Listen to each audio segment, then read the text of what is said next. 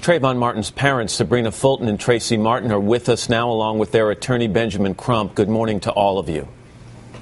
Good morning. Ms. Fulton and Mr. Martin, did you watch the entire interview last night?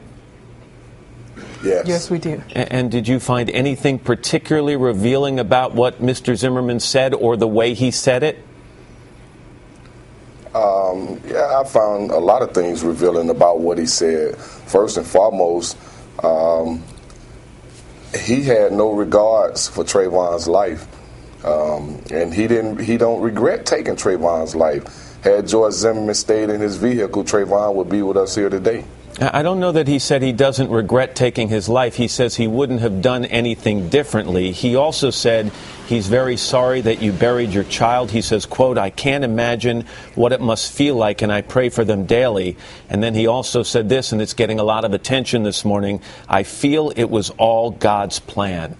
Ms. Fulton, what's your reaction to that? I really think that's ridiculous. I wish Trayvon was here to tell his side of the story, and I don't believe that's God's plan for him to kill an innocent teenager.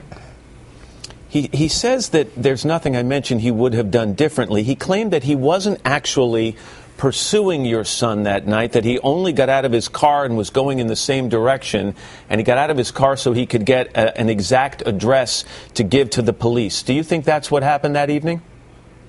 Matt, it speaks for itself when you listen to the objective evidence. Just listen to the 911 tapes. There are so many inconsistencies in the things that George Zimmerman is saying. The state attorney is going to look at that interview that he did last night as a gift when they cross-examine him. We don't know who initiated the confrontation between your son and George Zimmerman. Only George Zimmerman is alive to know that right now. We do know it turned violent. We do know both reached for a gun. We know that it ended with your son being shot. George Zimmerman says he was punched more than a dozen times, and that at one point your son said to him, "You are going to die tonight," and then an expletive. Mr. Martin, Ms. Fulton, can you imagine your son saying those words? Is it possible for you to imagine that, even in the heat of a fight like this? No, Trayvon is a child. He's a 17-year-old child, and I can't imagine him saying something like that. He was frightened for his life.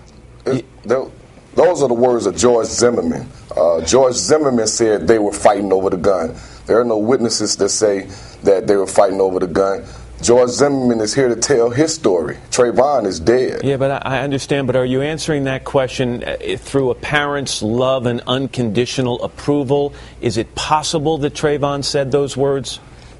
Matt, it's just George Zimmerman's version. You listen to his words, he says so many things. It's about his credibility, and I think everybody in America would say his credibility cannot be relied upon. And Mr. Zimmerman says he's been unfairly convicted in the court of public opinion, that there's been a rush to judgment.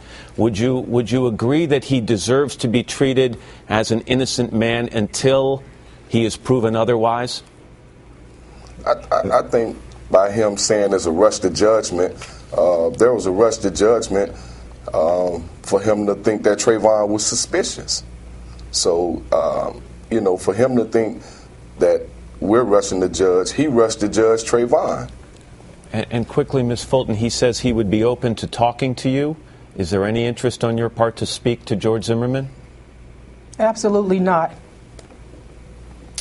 Sabrina Fulton, Tracy Martin, Mr. Crump, I appreciate your time this morning. I really do.